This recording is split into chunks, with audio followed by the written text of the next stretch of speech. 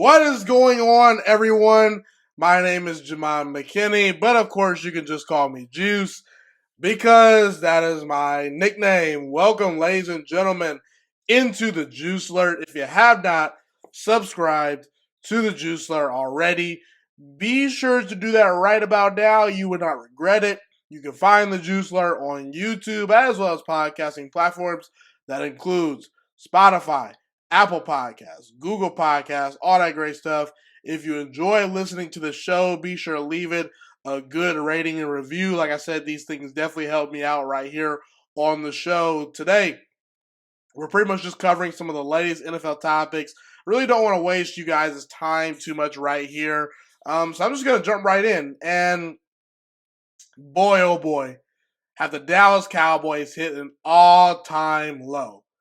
You know, I feel like the Dallas Cowboys' loss to the Green Bay Packers in the playoffs is arguably the most embarrassing and most mind-boggling playoff loss in the history of the Dallas Cowboys franchise. And that's saying a lot because this team has dealt with some bad losses, a lot of underachievement over the past 30 years. Heck, the Jacksonville Jaguars have been to a conference championship in the last 25 years, and the Dallas Cowboys haven't. I mean, it is just mind-boggling, the roller coaster that is the Dallas Cowboys. You know, you head into the playoffs thinking, oh, Super Bowl 58, it's on the horizon. Everything's falling into place for the Dallas Cowboys. Could they legitimately make a run to the Lombardi Trophy? Is Jerry Jones' squad going to make it in? Boy, oh boy. No way, no how.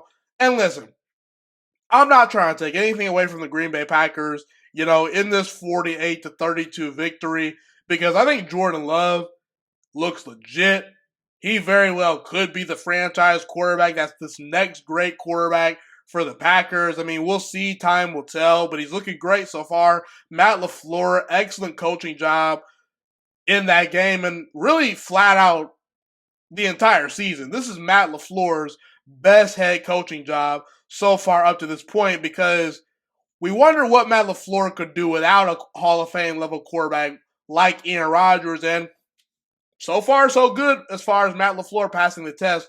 We'll see where things go as time progresses, but I mean, 48-32, that doesn't even tell the full story. I mean, the game was 27-0 at one point right before the half, and yeah, this is a very misleading score. The Green Bay Packers, they absolutely curb stomped and mollywopped and destroyed the Dallas Cowboys. Now, there's a lot of blame to go around.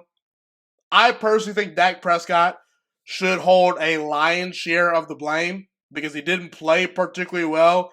And Dak Prescott, up to this point in his career, I mean, what are we in year number 8 in the Dak Prescott era in Dallas? And very, very little playoff success. Can't seem to figure it out versus the very good defenses in the playoffs. And that's a major problem, you know. And I don't want to hear about the empty calorie stats, you know. Oh, he threw for 400 yards, 3 touchdowns. Those are empty calorie stats.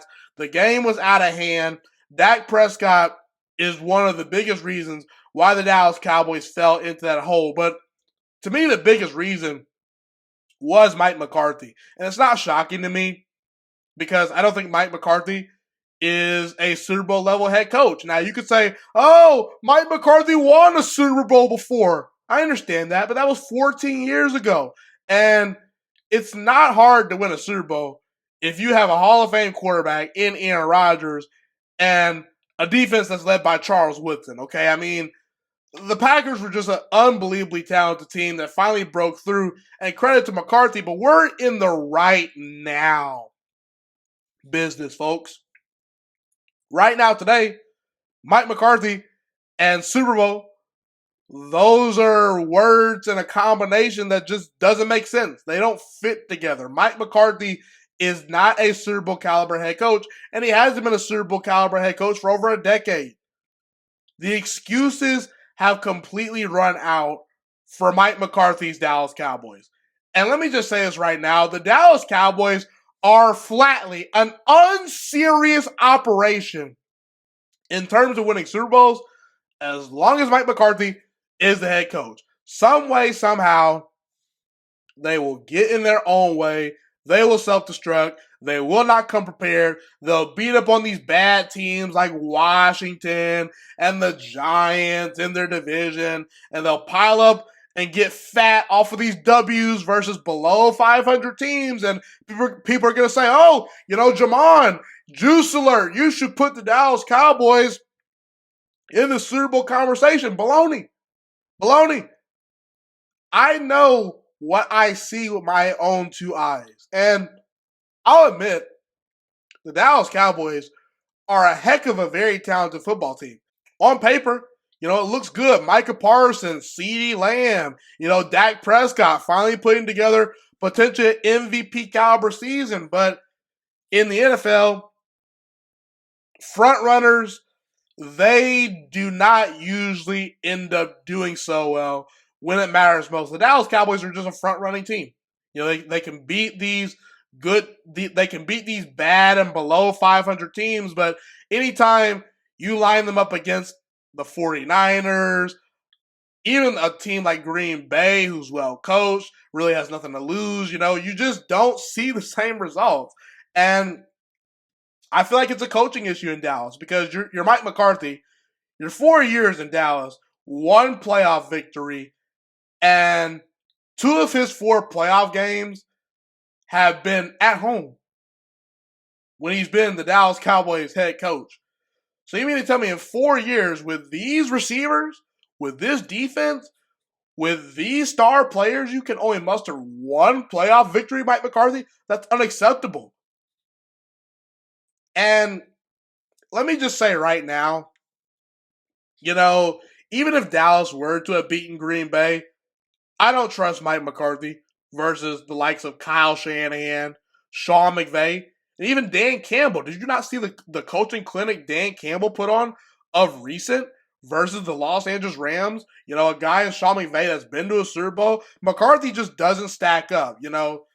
Is Mike McCarthy right now today one of the 10 to 12 best head coaches in the NFL? I would say no.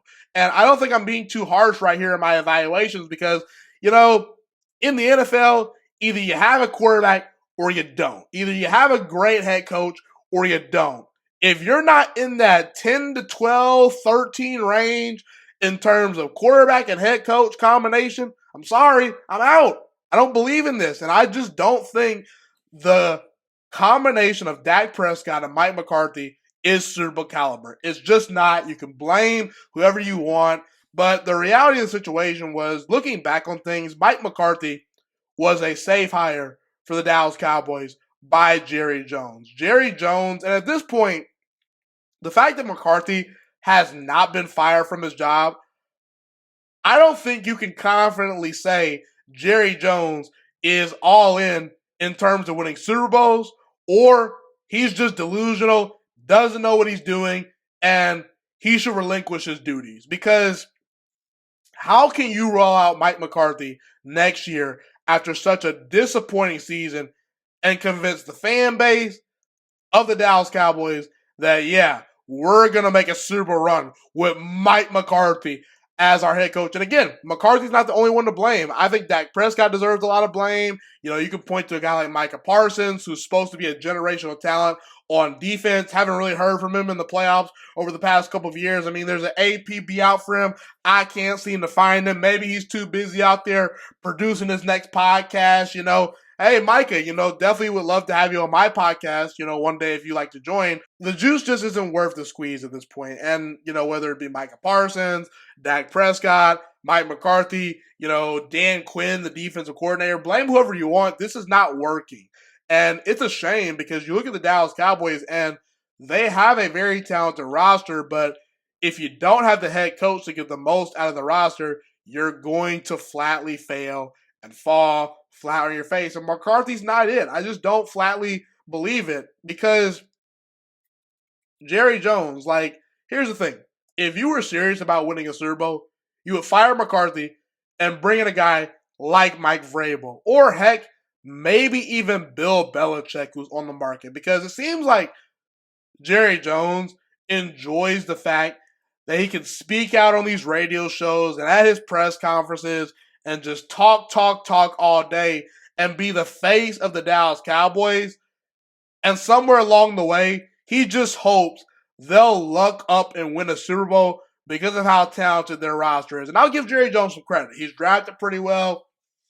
The Cowboys have won 12 games the past 3 years. Got to give a lot of credit to that. But what good are your 12 wins if you can't produce in the playoffs? There's no reason to believe in this team. And it just seems like Jerry Jones, he thinks that the Dallas Cowboys will somehow, some way, one day in the next maybe 5 to 7 years, just roll out of their pajama pants and somehow put on a Super Bowl belt.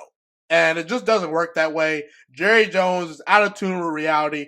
And Mike McCarthy, the excuses have ran out. The Dallas Cowboys are a joke. You got to hold Dak Prescott accountable. I will say right now, to this day, I still think Dak Prescott is an overrated quarterback, but that's a conversation for another day. The bottom line is the Dallas Cowboys are going home, and it's a bad look for the franchise overall, how things have been going over the past 3 years based on the talent that's on that roster. I want to talk about Jared Goff. Jared Goff, to me, is arguably the most underrated quarterback in the NFL. I think Jared Goff is an accurate thrower of the football, throws the deep ball very well, one of the better leaders at the quarterback position that we have in the National Football League. Jared Goff, it just seems like he gets a lot of crap, and I really don't know why. Let me take that back. I understand why Jared Goff has gotten some crap. The optics aren't great due to the fact that he had a terrible performance in the Super Bowl versus Bill Belichick and the Patriots. That was not a great performance. And listen, the Rams were a very talented team, and they somehow, some way just couldn't find a way to get it done with Jared Goff as their quarterback. But let me just fast forward a little bit. Right now, today, we're in a situation where Jared Goff just led the Detroit Lions to their first ever playoff win in over 32 years. He was the starting quarterback that helped lead them to that win. So how do we get to this point? Let me just say right here, right now, Jared Goff being traded away by the Rams forced himself to be a better NFL starting quarterback. It made him a better quarterback. It forced Jared Goff to look in the mirror and get better and grow and prosper. In life, you could cry about your situation. You could say you were dealt a bad hand. But what are you going to do about it when it's all said and done? When the chips are put to the table, are you going to pout? Are you going to cry? Or are you going to make the most out of the situation and get better? Jared Goff decided to take that route. And let me be very clear. The Los Angeles Rams' decision to move on from Jared Goff was not the wrong decision. The Rams immediately won a Super Bowl without Jared Goff. Jared Goff, to me, in a Rams uniform, had peaked at one point as a player. He was very mistake-prone at times. And it just seemed like Sean McVay was always holding Jared Goff's hand. But you got to give Jared Goff and the Detroit Lions some credit. Jared Goff goes to Detroit. A lot of people thought his career was going to just die at that point. And I even came out and said once the trade happened, Jared Goff has a lot to overcome as the Detroit Lions starting quarterback. Heck, a lot of people thought that he would maybe potentially get replaced by Spencer Rattler down the road. Remember when Spencer Rattler, had his mania scene and everyone said, oh, Jared Goff, the Lions are going to replace him. He's not a franchise quarterback. He's just a stop-bridge quarterback. But Jared Goff has proved everyone wrong. If you go from Sean McVay and those weapons and that coaching staff and that organization to the Detroit freaking Lions, that's a really tough situation to overcome. But Jared Goff has been one of the main centerpieces that has allowed the Lions to develop a potentially Super Bowl caliber culture. A Super Bowl caliber culture could be brewing in Detroit. I don't know if they'll ever quite get to the Super Bowl. Let me just say right now, it's definitely on the table. Time will tell if it actually happens. But Jared Goff, to me, is a capable Super Bowl winning quarterback. If you give Jared Goff a good coach, a good offensive line, and good weapons, he's shown you he can win. We saw it. We saw it with the Rams, and we're seeing it now with the Lions. This is the best version of Jared Goff we have seen up to this point because Jared Goff has taken the time to really hone his skills and get better. And all of these successful quarterbacks in the NFL, whether it be Tom Brady, Aaron Rodgers, Russell Wilson from the past, what do they all have in common? They've all been doubted at some point. Tom Brady, doubted at Michigan. Russell Wilson didn't initially start at Wisconsin right out the gate. Aaron Rodgers had to go to JUCO college before getting to the University of Cal, and 23 teams passed on Aaron Rodgers in his draft class. So anytime you're doubted, looked upon, and frowned upon, you can use that to cry and pout, or you can use that to motivate yourself and get better. And shout out to Jared Goff because I think that he's done a heck of a job being the Lions starting quarterback. And I believe in Jared Goff and what the Lions are brewing in Detroit. And it could be something that manifests into a Super Bowl victory one day. We shall see. So I want to talk about Baker Mayfield. Baker Mayfield has proven to be, once again, the ultimate successful underdog. A lot of people thought Baker Mayfield, as a starting quarterback, was going to be an afterthought when he landed with the Tampa Bay Buccaneers. People said, oh, look at the New Orleans Saints, how talented they are. The Falcons sure are interesting. Oh, the Panthers, they drafted Bryce Young. Bryce Young is going to be a way better NFL starting quarterback than Baker Mayfield. Caleb Williams is potentially going to be the Buccaneers quarterback this next upcoming season. They're going to be so bad. Kyle Trask should maybe start over Baker Mayfield. All this baloney, joni, bull jive. Listen, people, Baker Mayfield is a legitimate NFL starting quarterback. He deserves your respect. This is a guy that was a Heisman Trophy winner in college. And I understand the Heisman Trophy winners in college don't always translate to the NFL. I'm talking to you, Johnny Manziel. Yes, I am. But Baker Mayfield had a heck of a resume at Oklahoma, and in Cleveland had some success. Won a playoff game in Cleveland. And it's so great to see him succeeding with the Tampa Bay Buccaneers because Baker Mayfield, like I said, once again, he continues to thrive as an underdog. Baker Mayfield has been everything and more that the Tampa Bay Buccaneers could have asked for up to this point. He's been a great leader. He's brought some juice to the franchise. He's helped uplift the locker room and given these guys hope. He threw for over 4,000 passing yards this season, had almost 30 touchdowns total on the year. And the run game hasn't really been there for the Buccaneers, so they've really had to rely on Baker to make some high-level throws and truly be that franchise quarterback that not only can manage the game, but also make some big plays down the field when needed. The question with Baker Mayfield was, can Baker Mayfield go above and beyond the plays that are being called for him?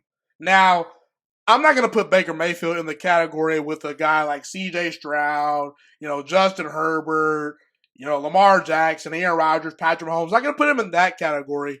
But I think that we've seen legitimate growth from Baker Mayfield as a quarterback. Baker Mayfield knows his limitations and he knows his strengths. And I think he's really, really just playing with that confidence and just letting it rip. He has nothing to lose. Because if he fails in Tampa Bay, he's probably out of a starting quarterback job. And if he succeeds, then it's great. He's going to get more money in his pocket eventually and continue to play football at a high level, But we've seen Baker Mayfield at times this year go above and beyond the plays being called and actually elevate his team when he's needed to.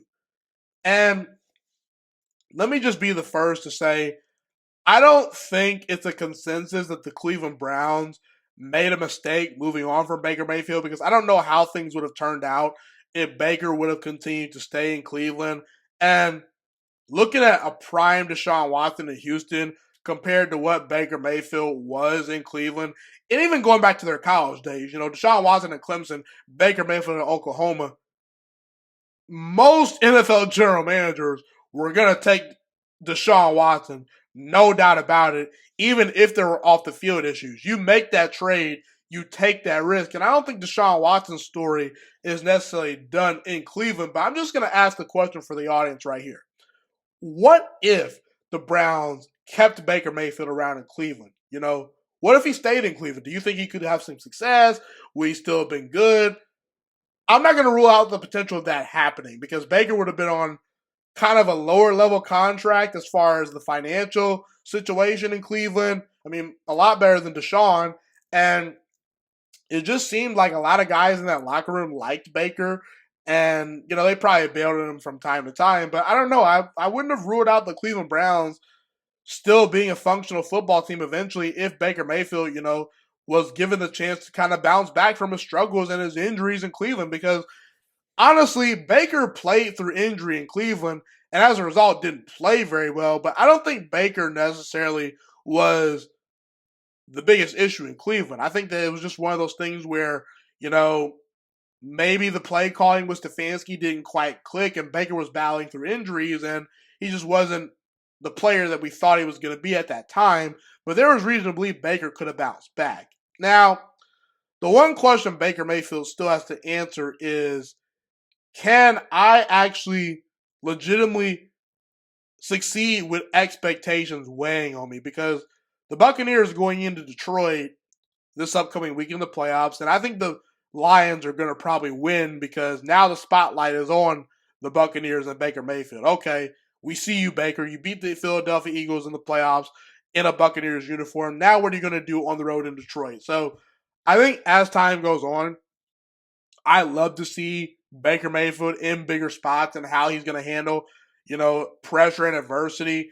But, I mean, Baker Mayfield's an incredible underdog story. This is a guy that had to walk on at Texas Tech, had to walk on at Oklahoma, was doubted as a first overall pick in the NFL, won Cleveland a playoff game. Cleveland bails on him. He goes to Carolina, doesn't quite work out, goes to the Rams to kind of revive his job status in the NFL, put some good tape on display for NFL teams, and he goes to the Buccaneers, and a lot of people thought he was going to fail, and he has not failed so far. And I think Baker Mayfield, if he continues to play well, he could be the Buccaneers franchise quarterback for years to come. That's how I feel about Baker.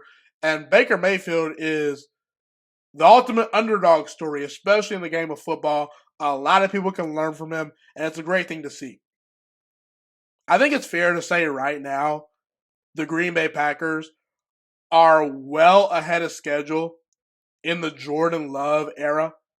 I was very critical of the Green Bay Packers when they moved on from Aaron Rodgers. I felt it was a dumb decision, not because I didn't necessarily believe in Jordan Love, but because I think the world of that bad man Aaron Rodgers that used to hone the green and gold. I don't think that was a situation where you had to push Aaron Rodgers out the door. I felt Aaron Rodgers still had another great playoff run or two left in him, and I don't think the Green Bay Packers did all they could to maximize Aaron Rodgers' potential in Green Bay because you had situations where you didn't spend a lot of money financially in free agency. A lot of your first-round picks on defense were whiffs. You didn't really spend any first-round draft capital on high-end weapons for Aaron Rodgers. And in one draft class, you decided to opt for the future by drafting Jordan Love instead of giving Aaron Rodgers extra help, to potentially win a Super Bowl. But that's neither here nor there. The thing that I need to see to be confident in the Green Bay Packers' future potentially, and again, I'm still kind of weaving how I feel about this whole situation, but Jordan Love had to really, truly look the part. He had to be not just a good franchise quarterback, a great franchise quarterback. And I even said in the past, if Jordan Love does not win a Super Bowl in Green Bay, it kind of feels like a disappointment because I felt like Green Bay eventually could have gotten back to a Super Bowl and won another Super Bowl with Aaron Rodgers. But you look at Jordan Love, as a first-year starter, Jordan Love is second in the NFL in touchdown passes this season, behind only Dak Prescott, second in the entire NFL in touchdown passes. And that's with a young wide receiver core and not really a top 10 or top 15 guy. I mean, we'll see what these guys develop into, but a lot of young guys in Green Bay that Jordan Love is throwing to.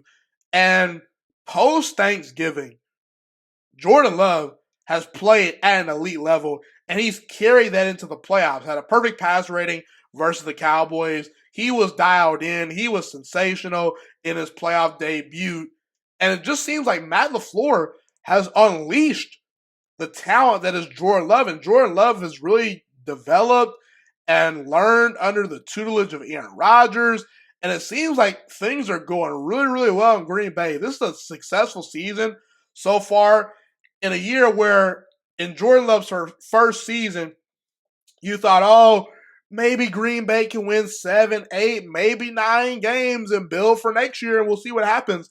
No, Green Bay went into Dallas in their first playoff game and dominated. They're here, right now. They're a young team. They're feisty. They're fun to watch. And Jordan Love is making high-level throws. This is not a game manager situation where, oh, Matt LaFleur is holding his hand. He's throwing checkdowns. No, Jordan Love is legitimately creating plays out of structure, throwing the ball down the field. And, man, look, let me just say, I'm not anointing Jordan Love because there is still a lot of questions that need to be answered. But Jordan Love is on pace. If he continues to play well and carries this into next year or maybe into this playoff run with versus the 49ers, and maybe, he gets a chance to beat the Lions and the Buccaneers, maybe lead Green Bay to a Super Bowl in his first season as a starter. That'd be wild. But as long as Jordan Love continues to develop and just get better and better, this is a guy that I think is going to be a legitimate franchise quarterback. I'm not anointing him as that guy quite yet, but I love what I see, and I think the Packers are well on schedule with Jordan Love. Keep in mind, this was the youngest team in the NFL heading into the 2023-2024 season in Green Bay, with Jordan Love being the quarterback. His first season as a starter, inheriting the youngest team in the entire NFL.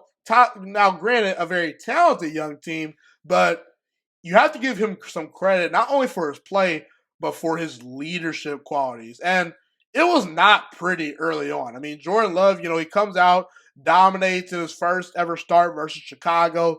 But for about a 3 to 5, 6 week stretch, Jordan Love was looking very average. Really, I was questioning, what he had in him. Was he ever going to be the great franchise quarterback that the Packers projected him to potentially be? But post-Thanksgiving, he's just grown and matured, and he is developing right before our own eyes. And the in-season improvement for Jordan Love has been tremendous, and I'm just excited to see if he continues to keep it up. I'm excited to see how Green Bay builds around him, and it seems like Jordan Love is genuinely a really, really good, genuine human being, a guy you want to root for. And can Jordan Love be the successor to Aaron Rodgers and maybe get to a Super Bowl and win Green Bay a Super Bowl? Only time will tell. I'm excited to see how it happens. And if it happens, I should say. So, last but not least, I want to address the Kansas City Chiefs. It just seems like everyone is waiting for the moment to write the Kansas City Chiefs off. Opening night, the Lions come into Kansas City and beat the Chiefs. Oh, they're losing to a young team like the Packers. The Broncos. A washed up Russell Wilson beats them, dominates them. The Chiefs, they lost 6 games this year. Patrick Mahomes doesn't look quite the same. And listen, let me just say this right now. This is not the most impressive Kansas City Chiefs team of the Patrick Mahomes era. And Patrick Mahomes hasn't quite, been playing at an elite level this season. There has been some questionable interceptions. There has been some questionable, decisions with him throwing the football, Andy Reid hasn't been as sharp as this year. The receivers have not really stepped up this year outside of Rashid Rice. Travis Kelce is getting older. But I don't think you can ever really truly count the Kansas City Chiefs out as long as Andy Reid and Patrick Mahomes are in the tournament. Because here's the thing, people. This is just flatly a different version of the Chiefs. Now, we are used to the Chiefs scoring 30 and 40 points almost every given Sunday. That's what we're used to. But the reality is Tyreek Hill is no longer in town. Travis Kelce is getting older. You no longer have a guy like Sammy Watkins as your third option to step up, or a guy like Mecole Hardman. The Chiefs, they paid Patrick Mahomes a crap ton of money. They paid Chris Jones. These assets can only go around so much to the team, and it's one of those things where Kansas City smartly knew they probably were never going to pay Tyreek Hill.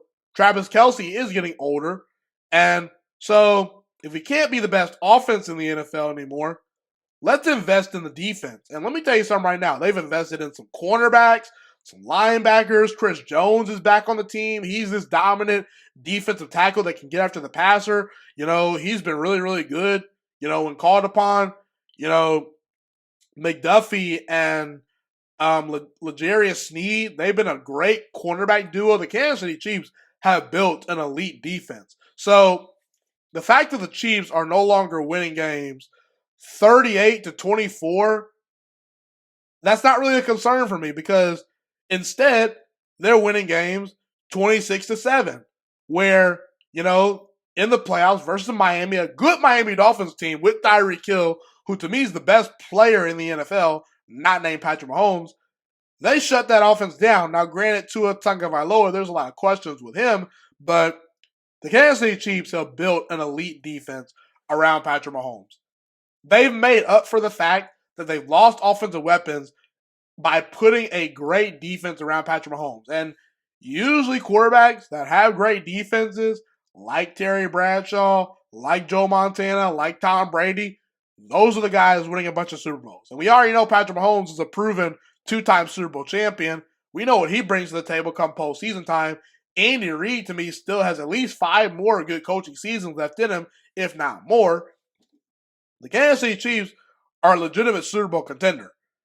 Just because they're not winning games 38-24 anymore doesn't mean they're not a contender. When you have arguably the best quarterback in the NFL, I don't even think that's up for debate right now, arguably the best head coach in the NFL, and an elite defense, you mean to tell me that's not a Super Bowl contender?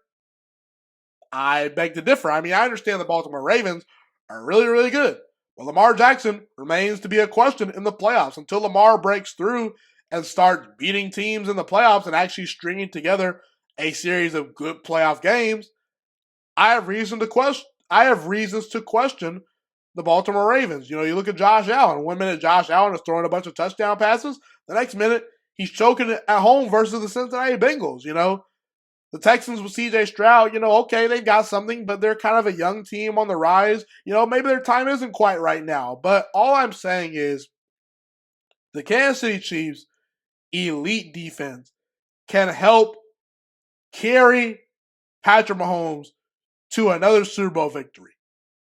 They can help get him home and win him another Super Bowl. I firmly believe that 100% wholeheartedly. The Kansas City Chiefs defense can help squeeze out more Super Bowls in the Patrick Mahomes and Andy Reid era, because they've drafted well and the defense has played well this year, even better than expected, and the Chiefs, outside of the Super Bowl last season, in the last 16, 17 games, in 16 of those 17 games, I should say, they have not allowed over 30 points. That is very, very impressive. So I don't think the Chiefs dynasty is dead. I think that anytime you have a spectacular quarterback in Patrick Mahomes who's going to take care of the football and make 3 to 4 dynamic plays a game, along with Andy Reid coaching this team up and making sure they're buttoned up on special teams and not making mistakes, and you have an elite defensive coordinator in Steve Spagnuolo, this is a Kansas City Chiefs team that is as dangerous as anyone in the playoffs, and I will not be shocked if they make another Super Bowl run. Well, I think it will happen this year once again. Probably not, because I do have some questions about their wide receiver core, but I don't think the Super Bowl window has closed for Patrick Mahomes. That's all I have to say. Don't count Patrick Mahomes and Andy Reid out as long as they're in the tournament. Well, folks, that's pretty much all I have today. Thank you so much for tuning in today. My name is Jamal McKinney. Have a God bless day. Stay safe. And I'm Ghost. Be safe.